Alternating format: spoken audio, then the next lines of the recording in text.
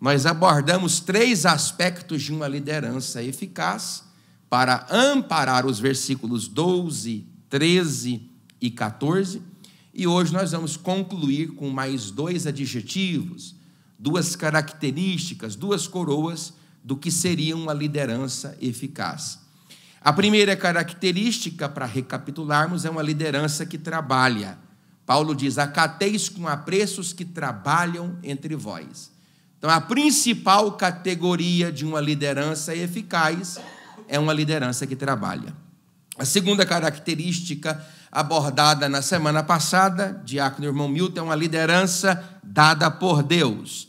A própria Bíblia diz no livro de Jeremias, no capítulo 3, versículo 15, 16 e 17, que o Senhor Deus vos daria pastores que são cheios do seu poder e cujo pulsam o coração pela obra de Deus. É claro que Jeremias está falando sobre pastores que são os monarcas, aqueles que administrariam a nação de Israel. Mas também eu posso pegar este texto por empréstimo e dizer que Deus não dá igreja para pastor. Deus dá pastor para a sua igreja. Paulo disse: acateis com apreço os que presidem no Senhor. Ou seja, o pastor é um presente de Deus para a sua igreja. É claro que existem presentes que são bonzinhos, outros presentes são mais ruinzinhos.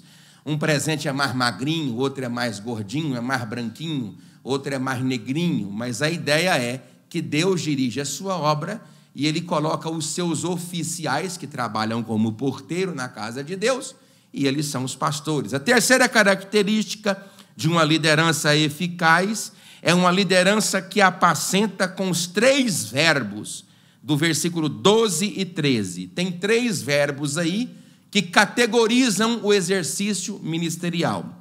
O primeiro verbo é o trabalho, porque pastor tem que trabalhar na obra de Deus. O segundo verbo é o verbo presidir. O pastor tem que ser a mentalidade da igreja. A igreja nunca atingirá um patamar de vida se primeiro aquele patamar não for proposto pela docência da igreja, por aquele que ensina na igreja. E eu tenho dito para vocês que eu posso sonhar coisas que eu não vou conquistar, mas tudo que nós conquistarmos foi porque primeiro nós sonhamos. Por isso que o pastor tem que ter uma visão bem profunda, bem dinâmica, bem extensiva. O pastor que não tem visão não tem caminho. O pastor que não tem visão não tem destino. O pastor que não tem visão do que é e do que faz sempre pega atalhos. Então, o segundo verbo é o verbo presidir. O terceiro verbo é o verbo admoestar. E admoestar aqui significa reprimir, dizer que não pode, dizer que a ideia que é proposta pelos liderados não deve ser feita. A ideia de admoestação é a ideia de repreensão, é uma ideia repreensiva. E agora, inaugurando aqui a quarta característica de uma liderança eficaz, é uma liderança que trabalha desmembrada de problemas relacionais. Eu vou repetir: uma liderança que trabalha desmembrada de problemas relacionais. Notem aí, meus amados e queridos irmãos, que a proposta de Paulo no capítulo 5 é fazer com que a igreja se entenda relacionalmente. Repita comigo: igreja. Fala, igreja é relacionamento. Agora eu vou contar até 3 e você repete isso. 1, 2, 3. Igreja é relacionamento. E é aqui que nós, pastores, nos engastamos e desgastamos. É aqui que, na proposta de trazer uma solução para a sua doença, eu acabo me enfermando. É aqui que eu não tenho a capacidade de administrar tensões e problemas alheios. É aqui, nas tensões relacionais, que o ministério de todo pastor é colocado em xeque. É se ele tem habilidade para subir no púlpito, a gente sabe que ele tem. Ele tem habilidade para fazer uma boa interpretação bíblica? A gente sabe que ele tem. Ele tem a habilidade para fazer a administração de uma construção civil? A gente sabe que ele tem. Agora, ele tem habilidade para lidar com pessoas? A gente não sabe se ele tem. Porque lidar com pessoas não existe disciplina dogmática, doutrinária, de grade curricular, de faculdade nenhuma. Pastor é trato com rebanho. Pastor é cheiro de rebanho. Pastor é a oportunidade que Deus te dá de resolver problemas que você não criou. Então, Paulo está trabalhando no capítulo 5, todinho para fazer com que a igreja deixe que o pastor apacente ela em paz, livre de problemas relacionais, e eu vou entrar neles daqui a pouco. Em quinto lugar, há uma liderança eficaz, é a liderança cujo coração e mente estão livres de tensões. Olha o que ele diz aí, no versículo 13, na última parte. Em paz uns com os outros. Tem coisa melhor do que uma igreja que vive em paz? Oh, glória! Tem coisa melhor do que uma igreja que não briga por coisas insignificantes e tolas? Tem coisa melhor do que uma família bem harmoniosa, onde irmãos se compreendem, irmãos se entendem, marido e mulher se entendem, onde não há uma monstrificação familiar dentro da casa, a mulher tentando suplantar o homem tentando diminuir a mulher. Toda vez que o homem diminui a sua esposa, ele monstrifica a sua relação, e toda vez que da autonomia, da autoridade do marido, ela também monstrifica a sua relação. Todas as vezes que um obreiro se propõe ocupar uma função que não é dele, ele monstrifica a relação congregacional. Todas as vezes que o pastor, ou qualquer que seja aquele que exerce uma função, não consegue cumprir, ou tenta suplantar a função do outro, ele monstrifica a relação congregacional da igreja. Paulo deu a receita que é a bezetacil de Deus para resolver esse abacaxi na igreja. Qual é? Vivei em paz uns com os outros. Tem gente que está na igreja e vive para fazer guerra, vive para fazer disputas, vive para fazer pleitos, inclusive inimizades, porfias, pleitos e facção e rixas são categorias de frutos da carne que estão relacionados à natureza pecaminosa, acerca das quais, conforme Paulo diz em Gálatas, capítulo 5, a partir do versículo 19, que quem exerce estas coisas estão condenados à condenação eterna. Não farão parte do reino. Por quê? Porque a igreja é ovelha. Igreja que a igreja é dócil. Igreja que a igreja é muito bem administrável. Não é aquele cidadão que tem aquele rancor e o senhor não aceita. Não, isso não é bode. Ovelha não. Ovelha é aquela pessoa que sabe distinguir e escutar a voz do seu pastor. Você pode dizer glória a Deus? Aí, para facilitar esse trabalho da liderança, Paulo traz conselhos práticos aos cristãos e aos presbíteros. Porque não adianta eu trazer um remédio para a discência se a docência está contaminada. E não adianta eu trazer um remédio para a docência se a discência está contaminada. Eu preciso corrigir tanto quem ensina como quem aprende. Se eu corrijo quem ensina, mas não administro quem aprende, a correção em quem ensina ela é insuficiente. É preciso haver um casamento entre quem ensina e quem aprende e quem ensina. Se a igreja aí não casar com os nossos ideais aqui do púlpito, ela não vai funcionar. Se as congregações começarem a ser interdependentes e não se relacionarem com a sua subsede, e se a subsede não se relacionar com a sua sede, haverá interdependência e Deus não aceita esse desmembramento. Então Paulo ele ataca o problema tanto na cabeça como no corpo. Aí qual é o primeiro problema que ele corrige? Meu querido copastor, irmão Efigênio, cuidado com os insubmissos. Não sou eu que estou falando, eu não estou falando nada. E eu coloquei aqui, cuidado com os insubmissos. Eles devem ser ademoestados. Está aí no versículo 14. A igreja deve ser uma família ordeira. Eu vou repetir. A igreja deve ser uma família ordeira. No 3, 1, 2, 3. Olha o que ele diz: exortamo-vos também, irmãos, a que admoesteis os insubmissos. A palavra admoestar aqui é noutésia, que significa no grego confronteis. Confronte o insubmisso. Sabe qual que é o problema hoje? É que com estas novas modas no evangelicalismo nacional, as pessoas não suportam uma repreensão, uma disciplina, uma correção. Qualquer que seja o aspecto corretivo de uma palavra, ele levanta o acampamento e fala: vou trocar de igreja. Aí ele vai para ali, ele não aceita uma administração, uma correção. Mas aqui na Bíblia diz que isso é normal. Aqui diz assim: olha, rogo-vos, irmãos, que também admoesteis os insubmissos. O que é aqui no latim? É uma palavra que tem um prefixo de negação. É igual inveja. Invidere, que significa não ver. É um prefixo de negação. Qual que é a proposta de Deus para ti? Ser submisso. Qual que é a proposta do diabo para você? Ser insubmisso. Ordens que vêm da parte de Deus por intermédio da sua liderança não devem ser questionadas. Elas devem ser obedecidas.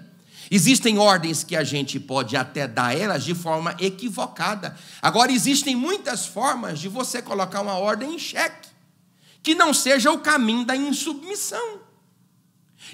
Existem outros caminhos que são mais plausíveis, mais absorvíveis, que é o caminho do diálogo. Pastor, será que essa ideia não está um tanto quanto estranha? Será que às vezes o pastor tem uma visão e a liderança tem uma visão que você não vai compreender, porque a visão de quem é liderado é limitada em relação àquele que lidera. Aquele que lidera tem uma visão mais aberta do que a visão daquele que é liderado. Isso é um fato. E nem sempre a decisão que o líder toma vai ser compreendida pelos seus liderados. Nem sempre. E não se faz necessário que os liderados entendam toda a direção da visão, mas eles precisam se submeter. Aqui, você vai perceber que lá na segunda carta de Paulo aos Tessalonicenses, no capítulo de número 3, você já vai perceber que existiam já pessoas na igreja que já eram insubmissas. O que me faz, preste atenção, o que me faz ser insubmisso? É a ideia de que eu tenho a solução para o problema que aquele que está administrando não tem. Aí, como eu jogo a solução para ele, ele não acata, então eu não acato aquele, entendeu? O casamento que é tocado assim, ele vai cair. O casamento que é tocado dessa forma, ele não vai funcionar. Tem mulher que não tem sabedoria. Tem mulher que ela quer o marido de Efésios, mas ela não é a mulher de Provérbios. E você só pode ter o marido de Efésios, Provérbios. Aí a mulher fala para o rapaz, que a mulher tem até uma direção, às vezes mais perceptiva do que a do marido. Aí ela eventualmente pode observar algo que o marido não vê. Aí ela diz: o marido não vai dar certo. O marido se levanta, faz, quebra a cara. Aí a mulher diz: agora você se vira. Não, não é assim que funciona. Casamento é uma comunhão entre os pares. Casamento é uma comunhão entre os cônjuges. Você não vai falar assim: o pastor agora é que se vira para resolver esse abacaxi. Eu disse que não dava certo. Que tipo de igreja é você? Ah, é o meu líder que se vira agora para poder resolver esse problema. Eu disse para ele que não dá certo, eu não vou ajudar. Ah, então a igreja é assim? E o corpo, ele por acaso degladia contra o corpo? Um corpo que degladia contra o corpo é duas coisas: ou ele está epilético ou possesso. Corpo não luta contra o cérebro, não luta contra o corpo. Corpo trabalha em harmonia. Então Paulo está dizendo assim: os insubmissos na igreja, eles precisam ser reprimidos.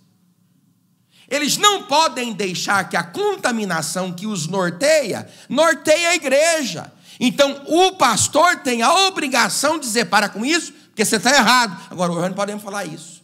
Ele: não estou errado, não gostei do jeito que o pastor falou. Mas, às vezes, tem que falar. Às vezes, alguém tem que dizer. Segunda característica, segundo conselho que Paulo dá para que o povo viva em paz, o primeiro é contrariar os insubmissos. O segundo: não deixe que o desânimo prolifere.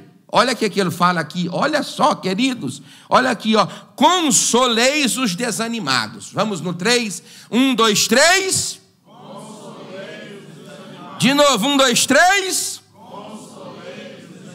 Sabe qual que é a ideia aqui? A ideia aqui não é nem favorecer aquele que é desanimado. Não. Você não tem nem motivo para ser desanimado. Bate uma foto aqui minha. Bate aqui, ó. Pode bater. Você não tem motivo para ser desanimado. Não tem.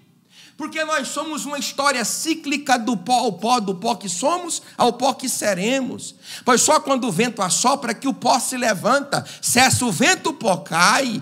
Por isso que Deus fez o homem do pó da terra e soprou nas suas narinas o fôlego de vida. Pois Deus, quando Ele envia o vento, o pó, essa carcaça se levanta. A única diferença entre você e o pó que está lá na rua é que nós somos um bando de pó nas mãos de um Deus que resolveu nos amar. No dia que Deus chamar esse vento, este pó vai cair. Você não tem motivos para se desanimar, porque tem fôlego de Deus soprando dentro do teu peito.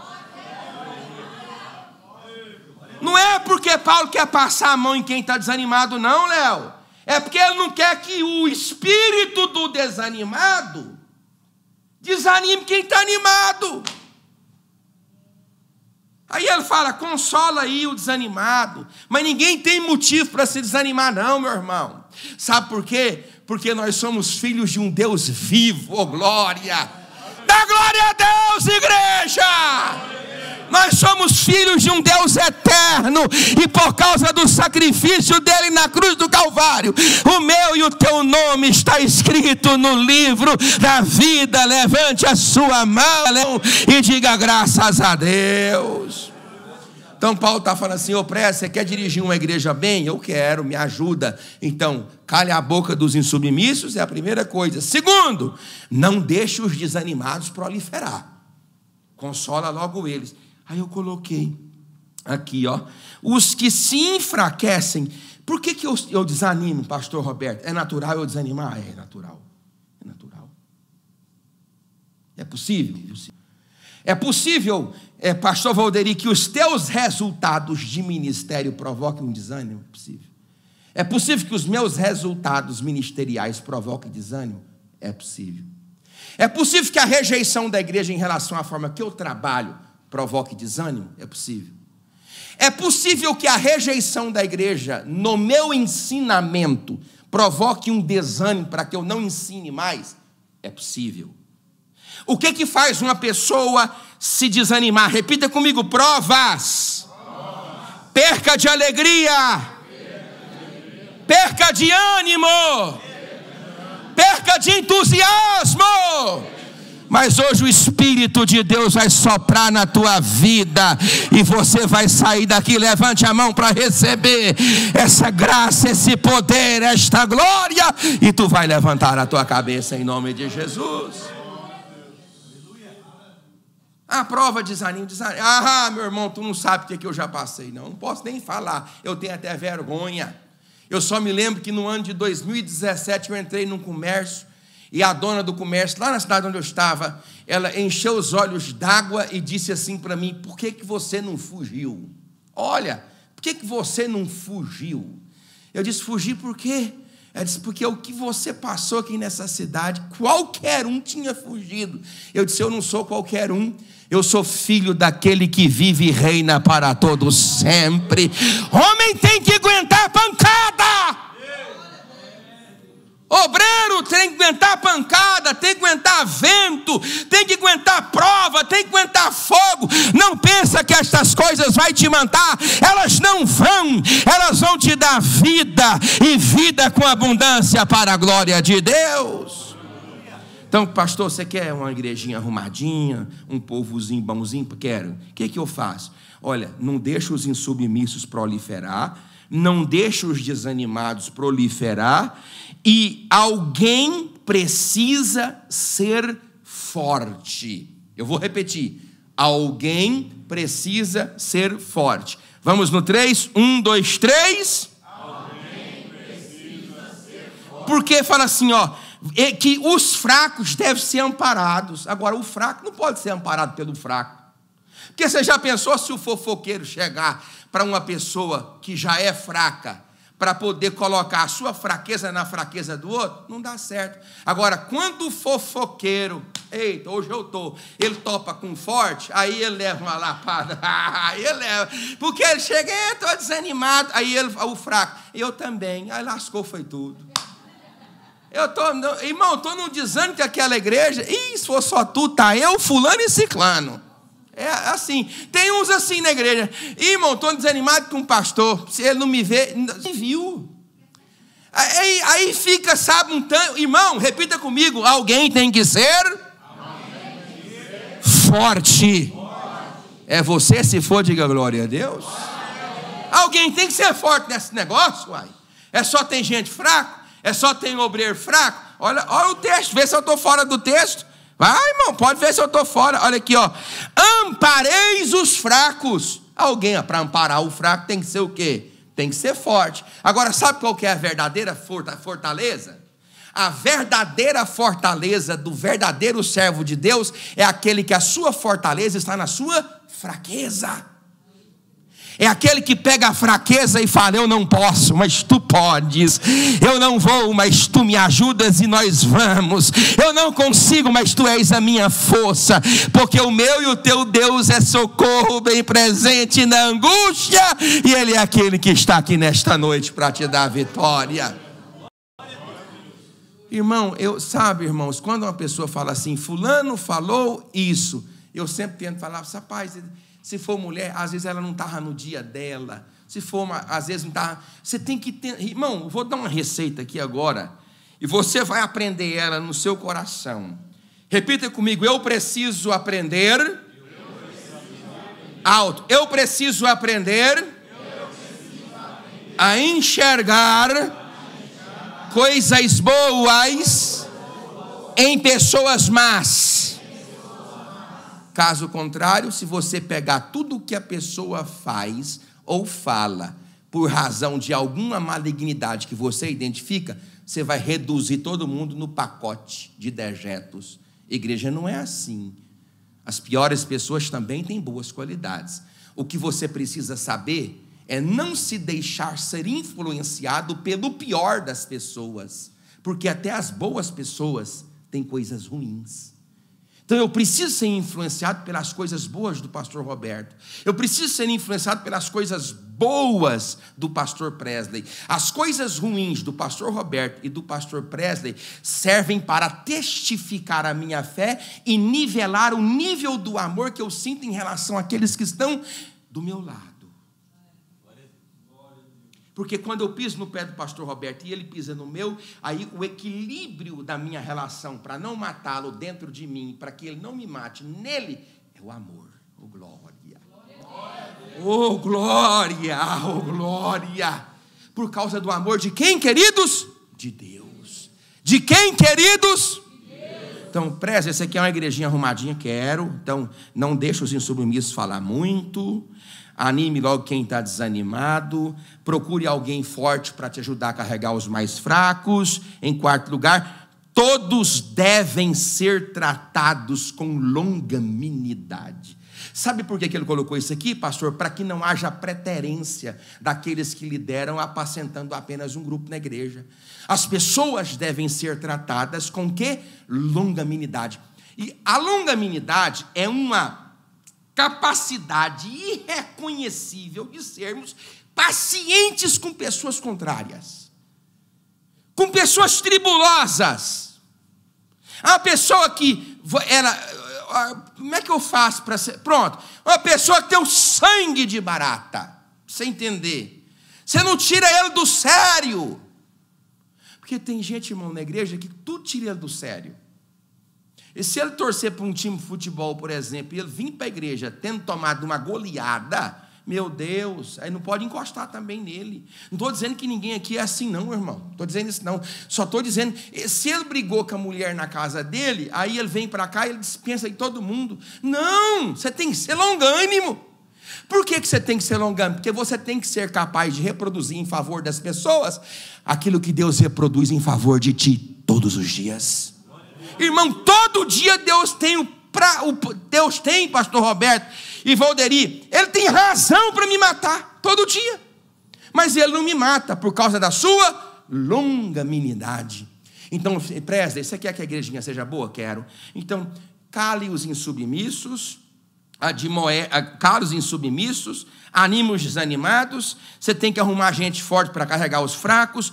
Todos devem ser tratados com longanimidade, porque a paciência deve ser o vetor dos relacionamentos. Irmão, grita bem alto: eu preciso ter paciência.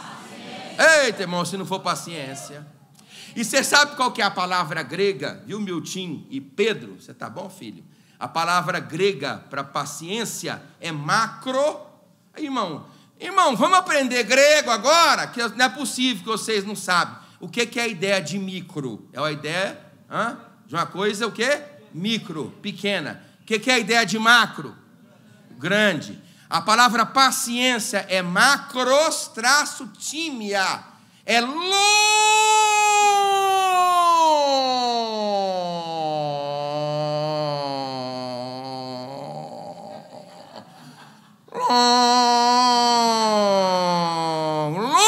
sentimento. Longo sentimento. Longo. Aí da onde vem a expressão que do contrário a pessoa tem o que curto? O quê? Que é curto dela? O pavio. Gente, está tudo na Bíblia. Vocês não entendem porque vocês não lêem. Tem gente que tem pavio curto? Quem tem coragem? Quem tem pavio curto aqui? Levanta a mão. Aí. Vocês precisam de macrostímia. E eu vou falar: não peça a Deus paciência. Está ouvindo, Milton? Não peça a Deus paciência. Porque a única forma que Deus tem de dar paciência para alguém é colocando a pessoa na prova, em profunda tribulação. Você precisa aprender a ter paciência sem fazer essa oração, porque a Bíblia diz que a tribulação produz o quê? Paciência. Então, eu até entendo que às vezes eu tenho muita tribulação, você tem muita tribulação, porque você tem pouca paciência. É desse jeito que a Bíblia ensina. Pastor, eu quero ter uma igrejinha arrumadinha, o que eu preciso?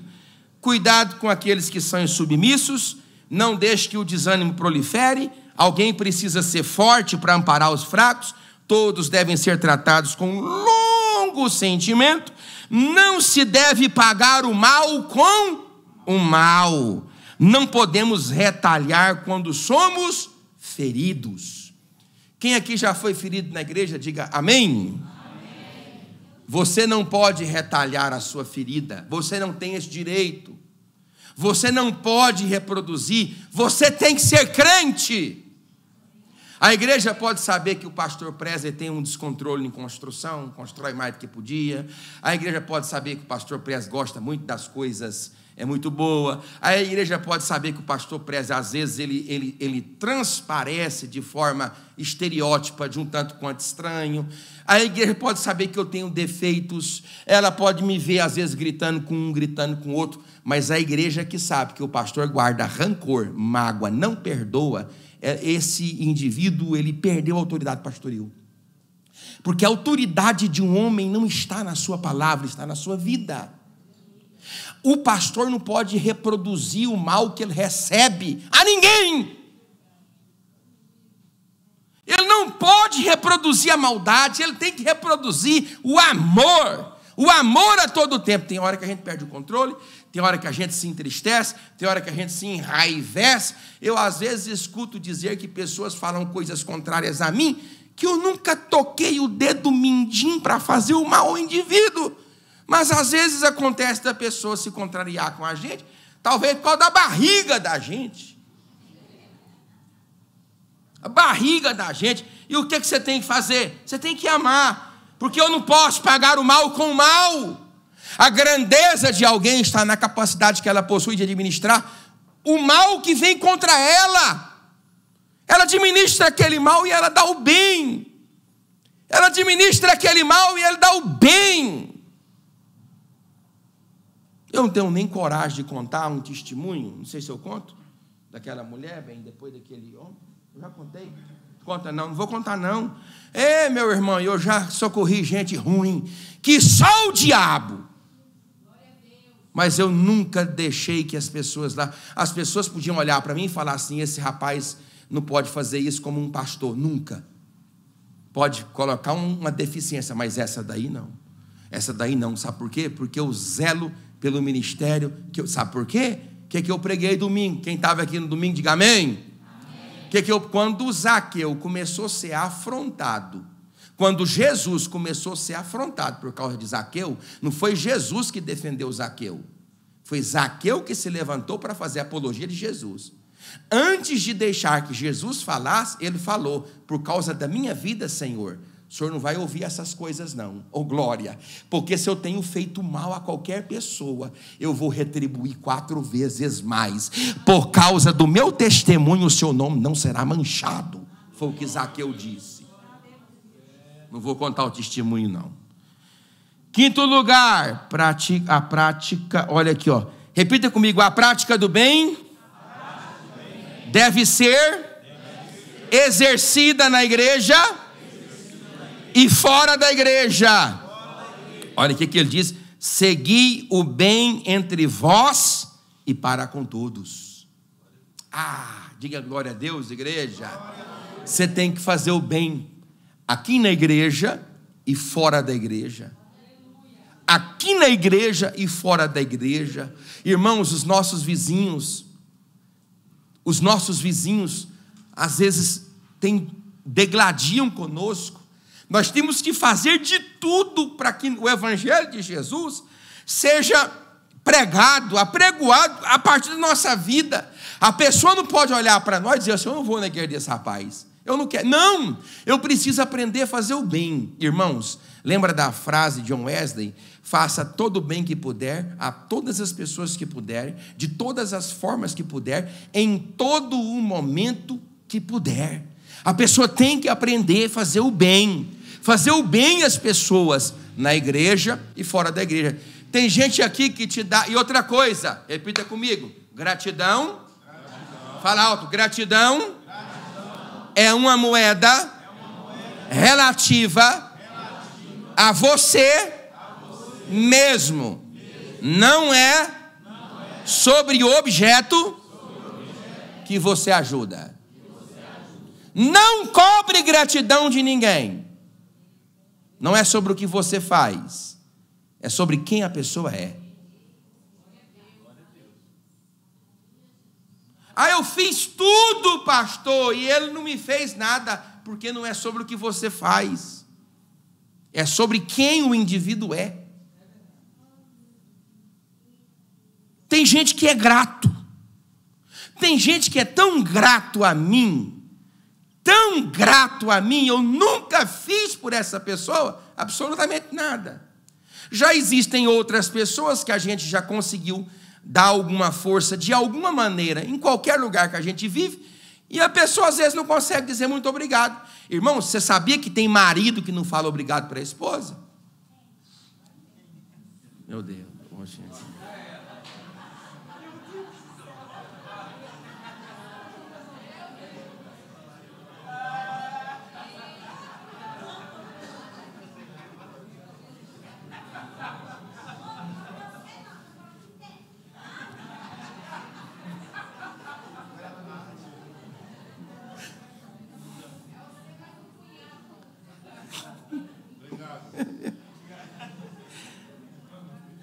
Eu estava falando de quê, Léo? Tem mulher que é ingrata com o marido. Aí. A Lerimar não está falando dela. O Léo é uma pessoa muito boa com ela. Não é?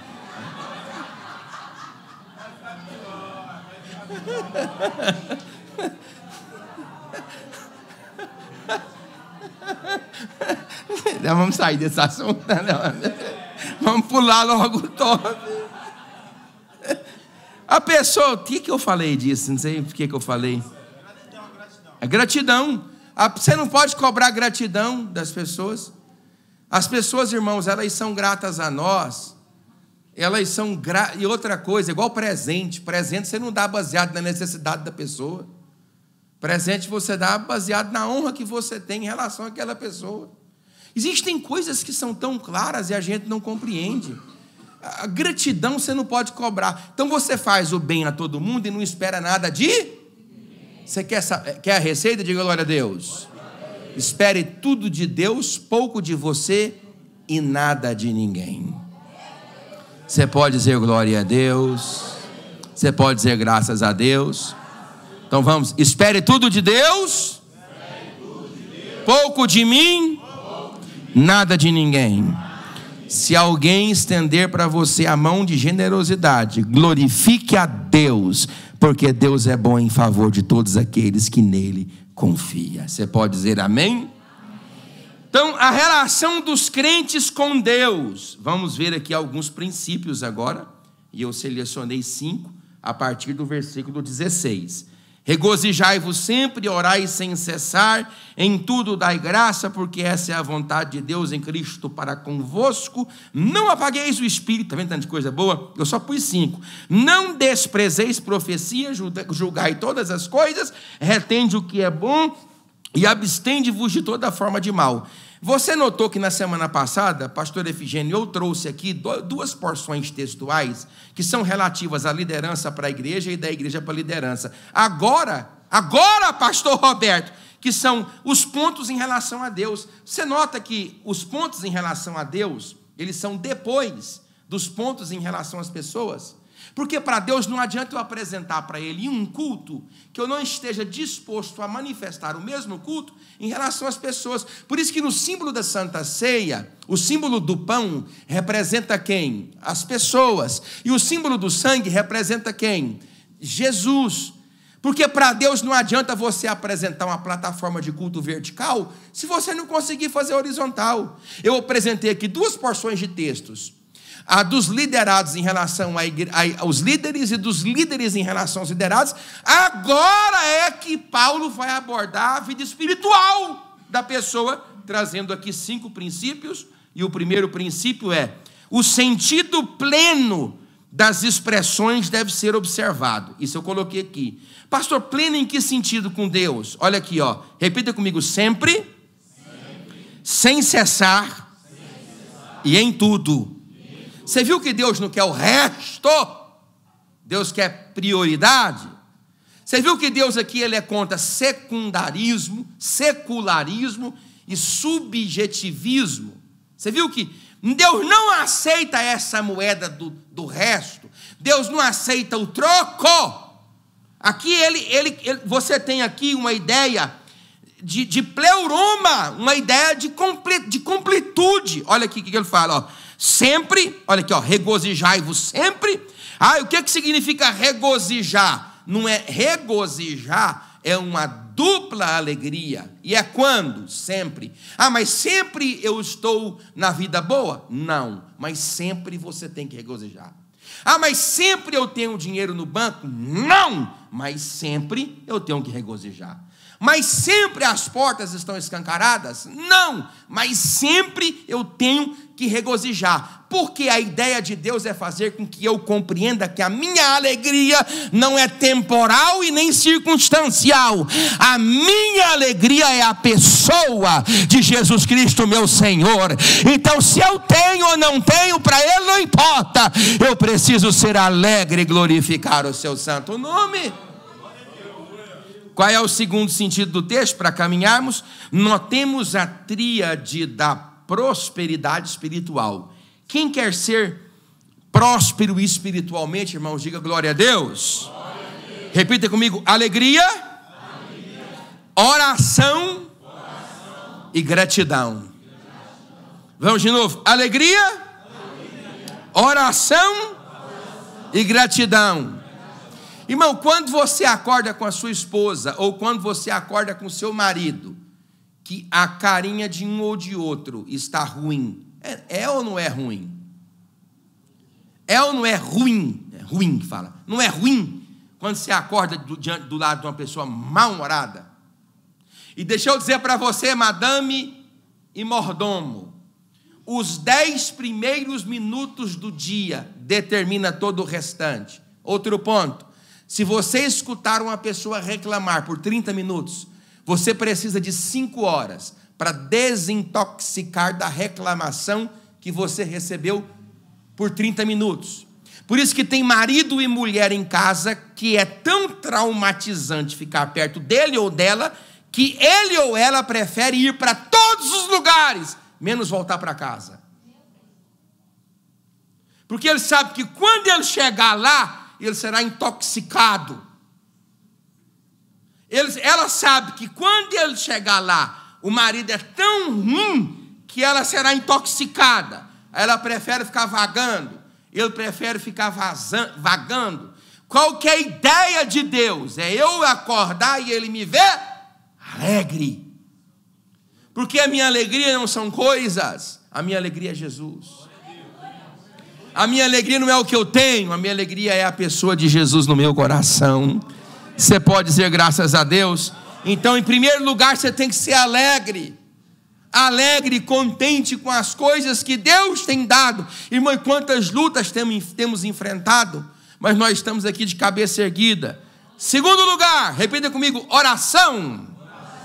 Irmãos, eu estava conversando hoje com o nosso pastor, irmão Efigênio, e nós abordamos sobre essa grande dificuldade da nossa igreja, e talvez seja até uma dificuldade que a igreja reproduz, que seja uma dificuldade nossa, do corpo docente, de nos fazer entender que esse é um princípio que deve voltar a ser frequente nas Assembleias de Deus. O poder da oração, a oração é o termômetro que mede a nossa espiritualidade.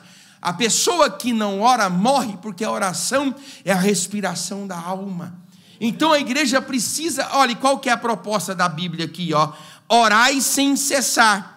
Aí você vai olhar isso no grego, a ideia que é transmitida é manter sempre o bom hábito de orações frequentes. Isso é importante você voltar a pensar nessa ideia, voltar a pensar que você tem que ter diálogo com Deus. Teresa d'Ávila dizia: orar é falar com alguém como alguém fala com seu amigo. Eis os motivos porque as pessoas não oram. Como, pois, conversariam com quem não conhece? Você tem que ajoelhar e falar com um desconhecido.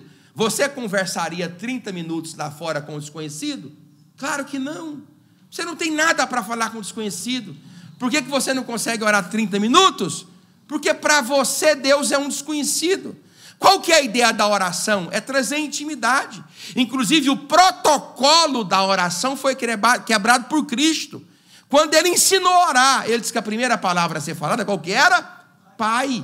Qual que é a ideia de Jesus em ensinar que a primeira palavra é Pai? Não é Elohim, não é El Shaddai, não é Errad, é Pai. A ideia de Cristo é fazer com que protocolos e religiosidade sejam quebrados e que você alcance a liberdade de falar com Deus como você fala com seu pai. E diante do pai o filho fica bravo, irmão? Sim ou não? Fica. Diante do pai o filho fala besteira? Sim ou não? Fala. Diante do pai o filho tem liberdade para ser quem ele é. A ideia de você chamar Deus de pai em oração é dizer: pai, eu sou isso aqui, eu necessito disso aqui, eu estou te buscando por causa... A ideia de Cristo é fazer com que nós tenhamos liberdade para, diante de Deus em oração, tratá-lo como pai e ele nos tratar como seus filhos. Então repita comigo: alegria, oração, gratidão. Irmão, deixa eu dar uma flechada na sua alma. Você nunca vai atingir novos patamares na sua vida se você não for grato pelo que você tem. Você não melhorará o seu salário se você não for grato com o que você tem. Você não vai melhorar a sua vida se você não for grato pelo que você tem.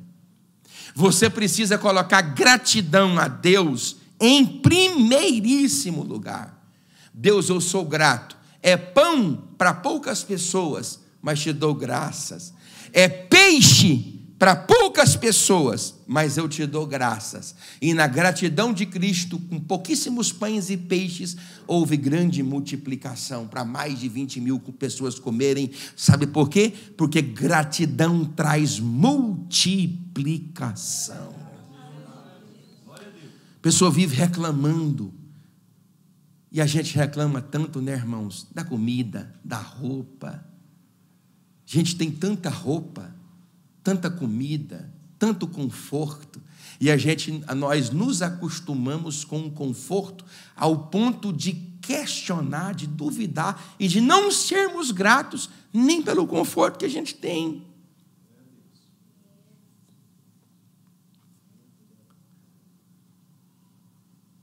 Repita comigo: alegria, oração e gratidão. Vou só dar mais uma, a gente vai voltar, terça-feira, para esse assunto. Notar que todas as coisas se tornam possíveis em Cristo. Olha aqui, esta é a vontade de Deus para todos. Eu vou ler. Regozijai-vos sempre, orai sem cessar, em tudo dai graça, porque esta é a vontade de Deus em Cristo Jesus para convosco. Esta é a vontade, que você seja alegre sempre, que você ore sempre e que a todo tempo você seja grato. Você nota que todas essas coisas só se tornam possíveis em Cristo. Exemplo, você está numa crise terrível, todo mundo olha para você e fala: se fosse eu, tinha desgraçado a minha vida, tinha me suicidado, tinha me arruinado, mas você está alegre. Por que isso é possível? Por causa de Cristo. Você está numa prova terrível, não era nem para você estar orando, era para você falar assim: eu não vou mais naquela igreja, eu não coloco meu pé, mas você está aqui de joelho dobrado, orando diante de Deus, por causa de quem? Por causa de Cristo, por causa de Cristo. A porta está fechada para você, você não tem mais nem luz no fim do túnel, mas você é grato a Deus pela porta fechada, pela doença, pelas coisas que você tem. Por causa de quem que isso é possível? Por causa da pessoa de... Você pode levantar a mão e dizer graças a Deus. Eita, dá glória a Deus, igreja.